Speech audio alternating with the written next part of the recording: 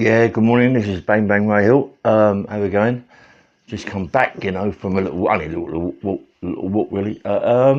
This is going to be quite a big story.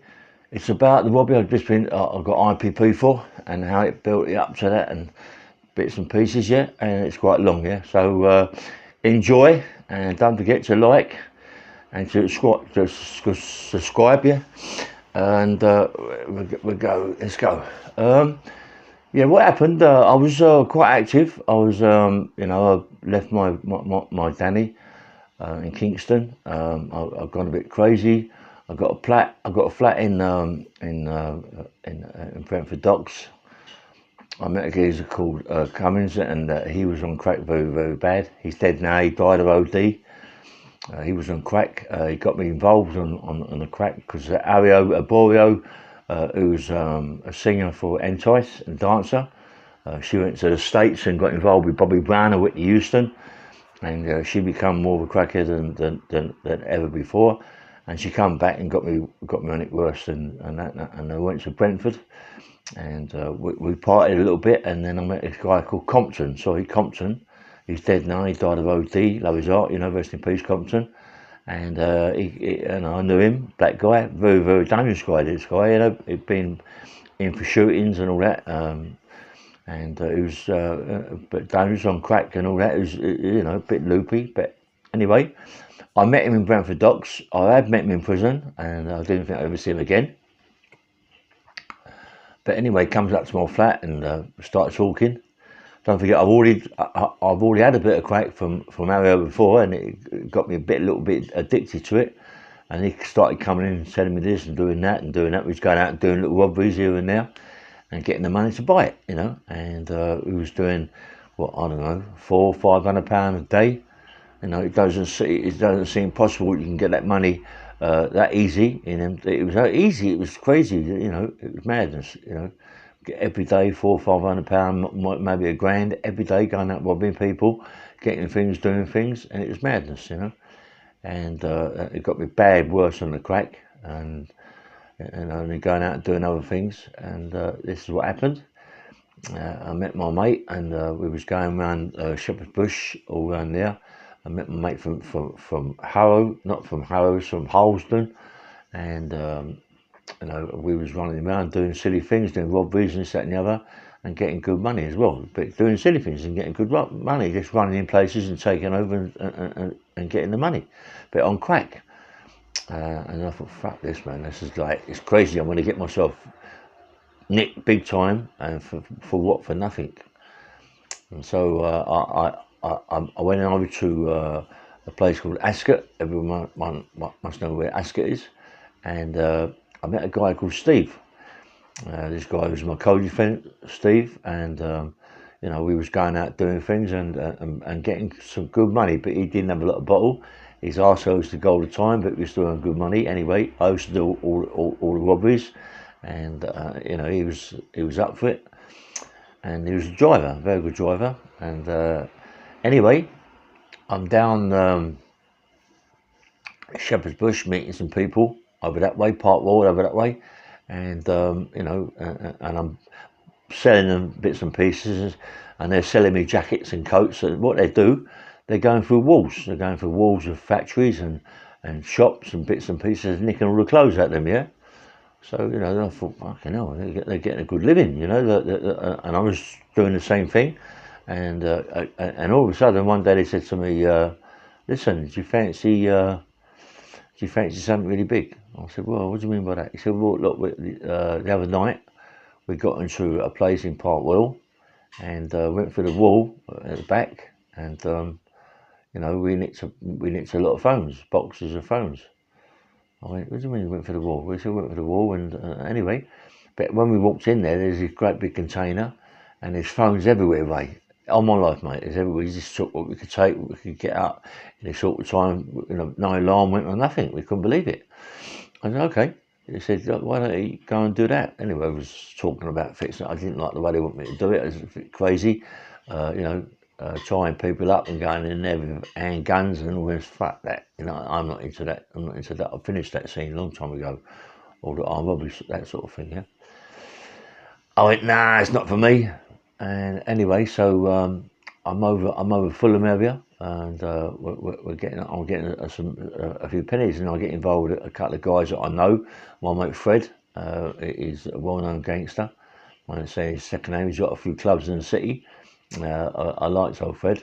His name's Terry, really, but his nickname is Fred to me, and it'll always be Fred. And a nice fella, game as fuck, really, really game. Dangerous little man, mate. You know, it seems to me that them people are very more dangerous than us big people. You know, they're not afraid to what to do. Anyway, he introduced me to some other people, and just by chance one day, I went in to see a mate of mine that I hadn't seen for years and years and years and years. He went, "Come look at this." He had two gravity holders, and then the holders, believe it or not, was all SO19, police uniforms, and custom and excise uniforms. I went, fucking hell, where'd you get it from? He went, something happened, we got into somewhere, some police place, and we found this and that, and the other, we just took them. You interested? I went, listen, I've got a bit of work for this, you know what I mean? Yeah, I'm interested, but I can't pay you no money at the moment because I haven't got no money back around me. But I'm interested, I might be able to give you like, what, £2,000 up front money? Okay, so I took these uniforms and I started meeting some people. When there's a guy on the podcast that is a very good friend of mine that told me to F off in a way. He said, "Nah, mate." He said, "You'll get yourself fucking nicked, mate. Yeah, ain't that easy, mate." I said, "Yeah, mate." He said, "You'll get yourself nicked." He said, "You're silly arseholes, and you're going to get yourself nicked." And this person's on my podcast, but he's not on my podcast. He does podcasts with me. He's a nice guy. Everybody knows who he is, knows him, but I can't say his name. But anyway, he didn't want to know, you know, he just fucked me off. He said, no way, mate. You're mad, ain't you? I ain't having that. Not only am I not having it because of that way, I'm not having it with the people you're with. Come on, mate, look at the people you're with, mate. They ain't no good, mate. Don't do it, mate. I mean, no, I need the money. You know what I mean? After this, it's like, you know, I'll move out and whatever. He said, no, mate, I'll tell you, mate, you're going to get yourself nicked. It ain't as easy as that. Okay. So moved myself about a bit, got a few people, and they never showed up to do this thing with me. So anyway, so I started doing bits and more robberies and bits and pieces, nicking cars and nicking lorries and fucking this, that and the other, unloading them and leaving the lorry and unloading through in the back and nicking loads of parcels out the back and all this, that and the other, and getting good money. And I was getting good money. I was on a couple of grand a week, £3-4 a week, and I was happy with that, you know. And all of a sudden, one day I just, when we see the people again who'd done this place, went through the back wall, and I said, listen, I said, tell me more about it, mate. Tell me how it's laid out and this, that and the other. And they was telling me how it's laid out, and I thought, yeah, you know, like, I fancy this could go. It's in Park Royal. The only thing is, it's on the big estate, you know, one of them big estates, and you got the cameras and all this, that, and the other. But listen, I'm on crack. I'm on crack cocaine. You know, I mean, do you really think that I'm bothered about cameras, police? I'm not bothered about things like that. It's crazy. Come on.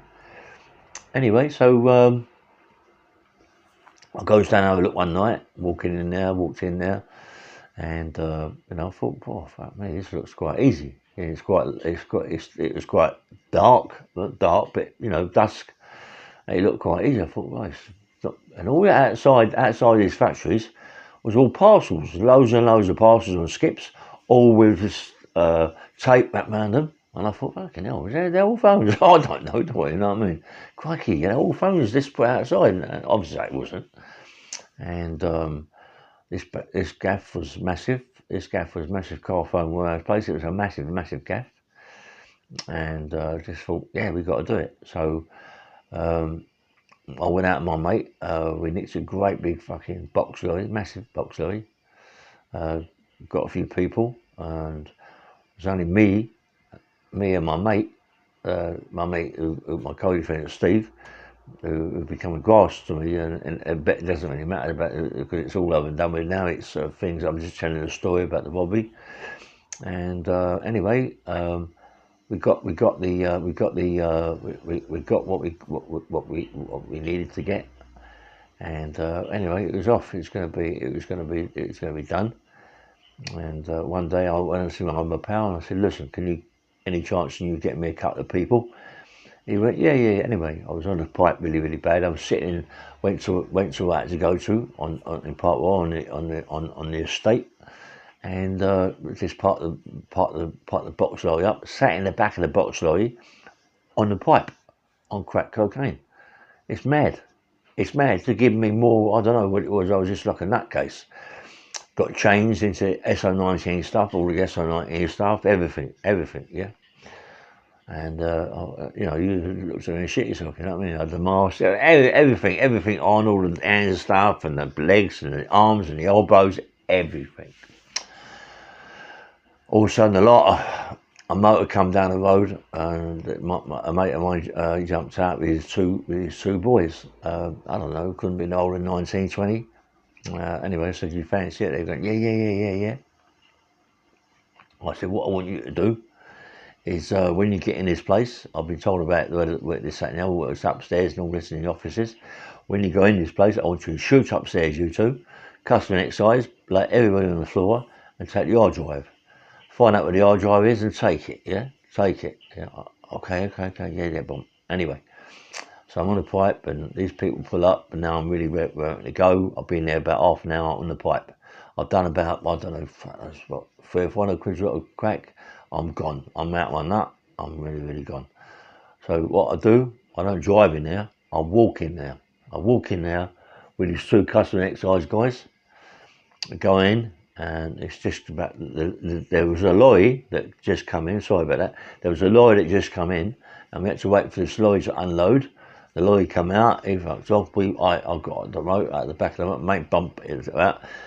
Walking down towards the place, just about to shut the shop up. The shutters come down, but it was just about to shut the door. Bang on the door. This big guy opened the door. Yes, I said, "SO19, customer excise. We've got reasons to believe that the phones that you've just collected from that lorry are for tax evasion, this, that, and the other, and we'd like to check them out. We believe they've been stolen, and and that's what I'm here for." I said, "I've got people outside in the vans ready to come in as soon as I can talk to you, and maybe every cable tie. It's that simple."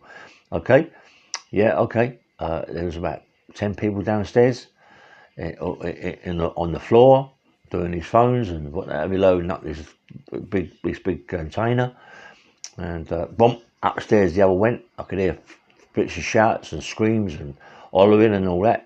Anyway, and then we've got these people looking around. We've got this great big container in there, and there's phones everywhere. And I thought, fucking hell, you know. So I'm SO19, SO everything done proper. I said to the guy, the floor manager, I said, "What it is now, that for your safety and my safety, I must cable tie everybody in here." Why? What's up? Irish guy, what's up? Why cable tie? Nothing's going to happen. Listen, I'm telling you, I am in charge, yeah? You do as I tell you, and nothing will happen. Okay? Cable tied them all. Cable tied everybody. But on the other side of the container, on the left-hand side of the container, there's a great big black van. Massive, brand new, but I suppose there's put phones in there and deliver them to wherever they deliver them to. You got massive. Went over to the van, opened the van up, empty inside, nice and clean, empty. Okay, I walked round the factory floor. Fucking phones everywhere. These phones called razor phones. Everybody remember them? Razor phones. So I thought, fucking hell, they're everywhere. I thought, my God, you know, it's like a gift, isn't it? It's like a gift. I thought, my God, you know. So anyway, so cable tied them all. They're all cable tied up. The guys upstairs, I can hear all this shouting on and screaming. That stops. They must have them cable tied and everything like that. So all of a sudden, I'm saying to these people on the floor and this manager, right, I want you all in the back of the van. I want you all in the back of the van for our own safety. And the manager, the floor manager's going, nah, mate, no way. But he's Irish. No way we're getting in that van, and you're not fucking old Bill. I went, do what, mate? And he came rushing at me. I went, whack!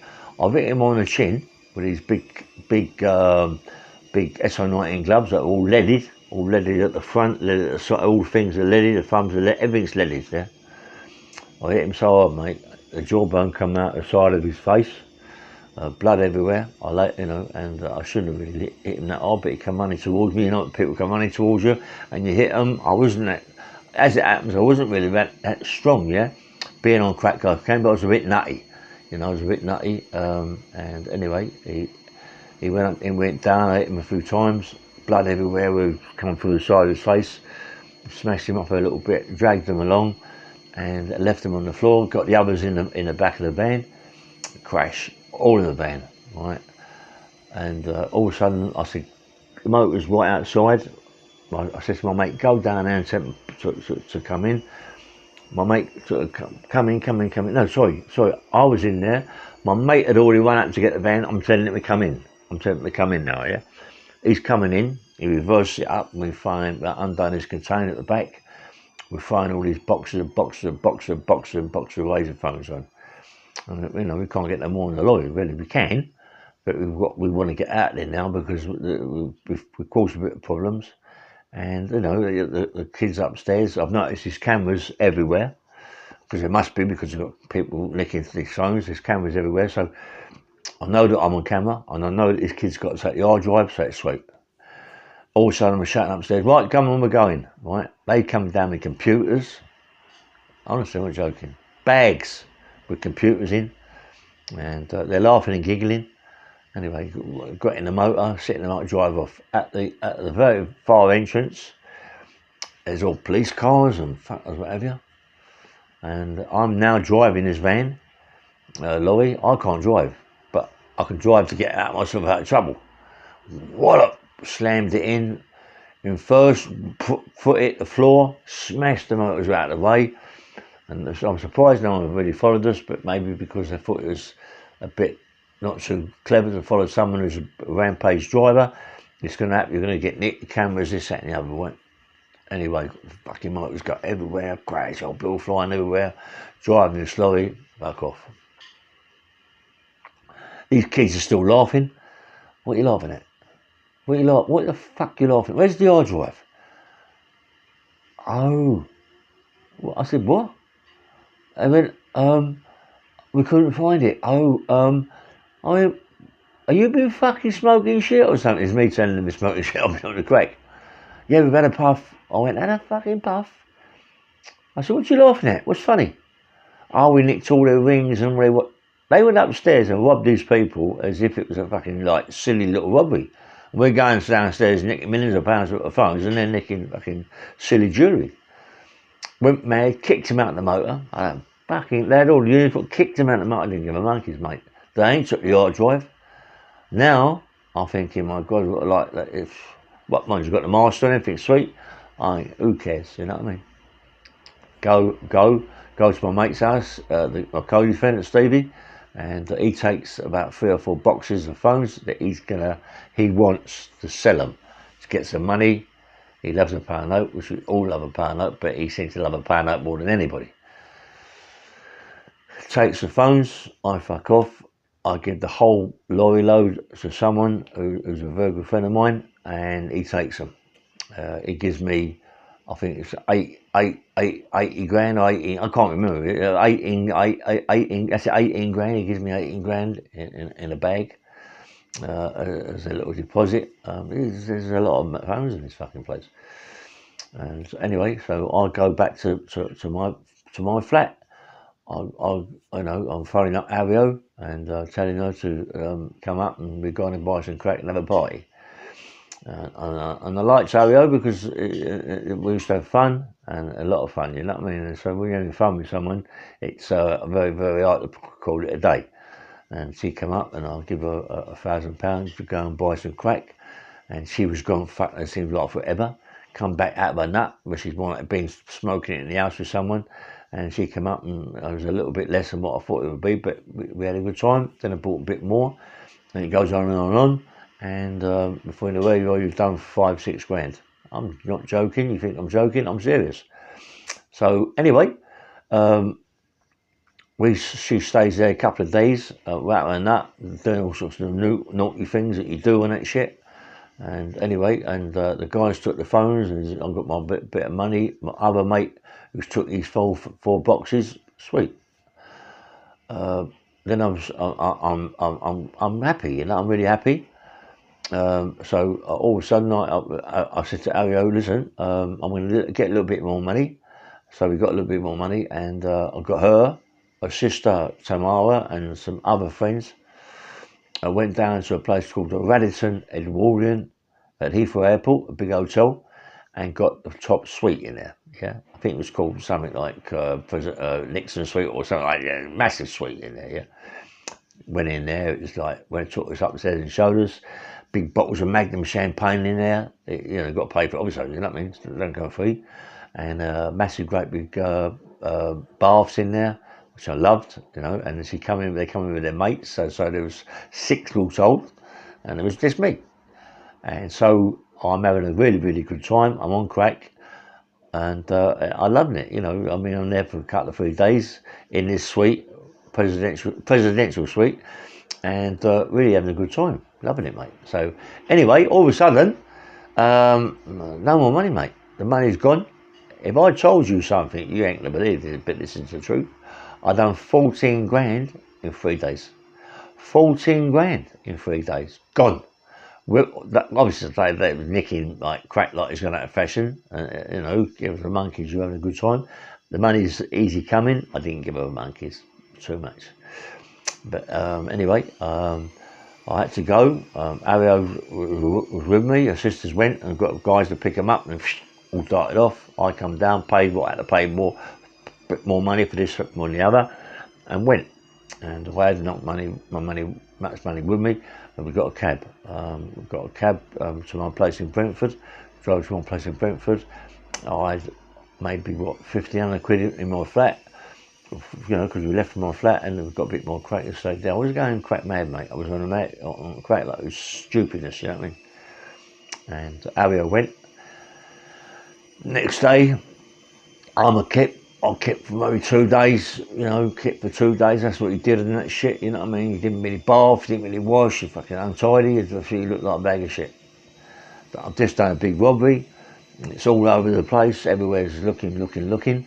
I've got my pal saying, that's got to be fire, you shouldn't hit the guy, you've done this, you've done that. Now they're on your case, Ray, they ain't going to let you go, mate, they're going to find out who you are. They can't find out who I am, I'm masked up, this, that, and the other.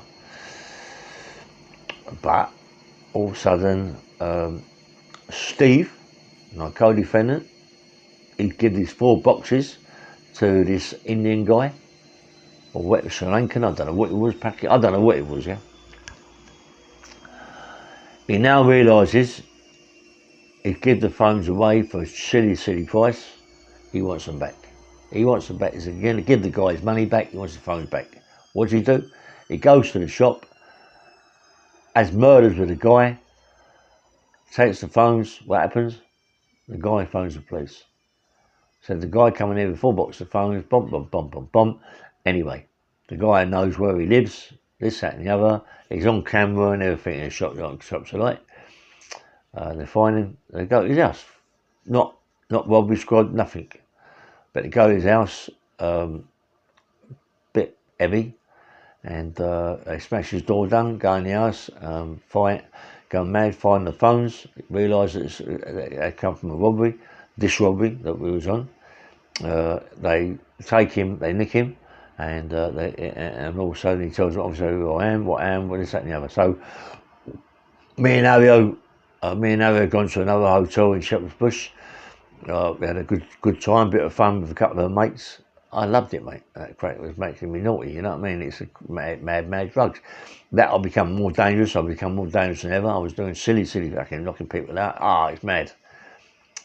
All of a sudden, goes up to my place in where the big fire was. What was it called? I don't know. Where they burnt that big place down in the bush. in Queensway there, or Queensway, what's it anyway? Granville Towers, the next block to that, you know, and fucking hell, see, Avio's like come and gone, and I'm in the flat upstairs, and I think it's the 8th or 9th floor, and I've tied a rope. This is crazy, this is mad. I'm on the 8th or 9th floor, right? I tied this big rope to the banisters that look, you know, the banister, not the banister, where you, what, oh, sorry about that, you know, I'm like this. Outside outside the balcony, tied a big rope around there. But anybody comes to me, mate, I'm going in the rope, diving down the rope, and go through another person's flat and getting away. Nutty's a fruitcake on crack and kill myself, you know what I mean? It's mad. Do you know what I mean? I'm going to jump over, get on the rope, and I can go down. The rope's hanging down. It's a thick rope, but you ought to have been dead, do you know what I mean? The balcony more like it collapsed there, this, that, and the other. So, anyway, but I didn't. I'm on crack. I mean, really, really bad. Avio's gone. I've still got a bit there. I'm smoking. I'm happy. Also, crash, that's my door's bashing. So, but it's not bashing, a little knock. So anyone goes out. There's two women there, right? Yes, but I'm on my nut. Yeah, you know, like yeah. We're just. Are you interested in buying this telly shit? Yeah. Oh no, I'm not interested. It's not my flat. I've nothing to do with me. It's the guy's got the television in it. I'm not getting involved in it. It's nothing to do with me. I just rent the place. Okay, gone. There was old Bill. But what happened before this, Steve, my co-defendant, has come up my house. He's already been nicked. He's come up my house, sitting down, saying, oh, you know, it's a bit that I've got them phones back, it's a bit dodgy way, and things might happen, mate. I don't like it. We could get ourselves in lots of trouble. And I said, shut up. What's going on? It's all sweet, mate. I said, the only thing we've got to worry about is the fucking hard drive. They never took the hard drive. Do you know what I mean? Silly as arseholes. I said, listen, just let it go. Just see how it goes. Just enjoy it. So I said, I've had a good time in a minute. Just enjoy it, Steve. Okay. What he done, he bought it. Anyway, he'd gone. Also, a knock at the door, them two women come in, and old Bill. They go. I'm in bed. 2, 3 o'clock in the morning. But what I used to do, I used to put a big lump of wood, 3 foot, 4 foot wide, onto the lip of the door, onto the lip of the other door going into my flat. So it couldn't go in. And then they're smashing my door and they can't get in. Oh, Bill. I woke me up. Police officers. I couldn't woke me up. Oh, fucking hell. I walked over to the fence to jump down and I went, no, fuck that. I thought about it twice. I thought, no, I didn't like it. Didn't like anybody. There was all our bill cards outside, vans and everything. So it wasn't a good idea. So anyway, I thought, oh, come out. Oh, well, what they done, they got this thing called a shredder. But they couldn't hit the thing with a thing, but they shredded my door. Like I shredded it, you know. And there was wood everywhere. And and I was always afraid that, anyway, so they shredded the door, they called me to come out, there's wood everywhere. Come out! Get on the floor! All that shit, you know what I mean? Come out that way, all that. I'm bollock naked. Shouting and screaming, dots every fucking where. And I went, no, mate, I ain't getting on the floor. No, fuck off. You know what I mean? I don't want to get on the floor. Give them the opportunity to fucking shoot me. You know, it might be something that anyway. But this is what I'm telling you something, right? My co-defendant, this is what, I mean, I was lucky he didn't get on the floor, mate. He's told them that in the cupboard by the door, I've got guns in there. Fucking guns. I ain't got no guns. I don't fucking have guns. I ain't into shit, you know. Anyway, he's told them I've got guns. Imagine me gun on the floor, fucking like moving over to get all over my legs. I'm naked, and they fucking shoot me because they think I'm going to go. You know. Anyway, no, fuck off. Anyway, I don't know that about the guns, don't you? No, I'm coming out, right? I'm bollock naked. Who comes out of the door? The two birds, detectives. You're coming with us. Pull me over to the thing, handcuff me, hands me on my back, bosh. Fucking two with me, cocks hanging down and everything. Well, not hanging down, but whatever. Right? So they're going, you're Nick, this, that, looks at it. I said, you're fucking funny telly people, aren't you? They laughed and giggled anyway, so I stunk at this fucking crack shit. And they, don't forget, we're on the 8th or 9th floor. They don't take us in the lift, because you can fucking do silly things in the lift. They take us down the stairs.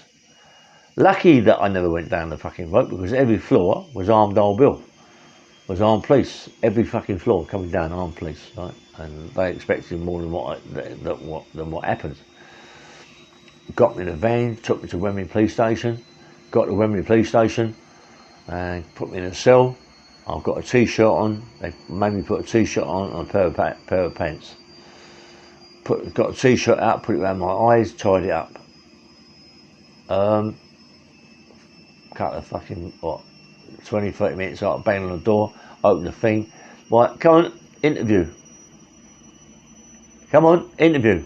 Fuck off, interview. Fuck off, right? You've got to come out. I ain't got to do fuck all. Fuck off, yeah. They're smashing the door. Anybody open the door, come in. 3 or 4 ladies, 2 silly, stupid women come in, and come on, interview. No, mate, fuck off. I ain't interview. Nothing. Anyway, they kept on and on and on. All of a sudden, the solicitor comes from the door. Open the door, Mr. Hill. I'm a solicitor. We've got to do an interview. I said, solicitor? What solicitor? I ain't asked no solicitor. I don't even know no solicitors. Who are you then? We're the duty solicitor. I said, fuck off, duty solicitor. Go away. Wouldn't let me come through. Just stayed there. In the morning, they come and got me, chucked me in the van, took me to a court, and reminded me in custody where they go through the door. They all know who you are. I've been in prison before. Hello, there you go, mate. Fingerprints, crash, go, bomb.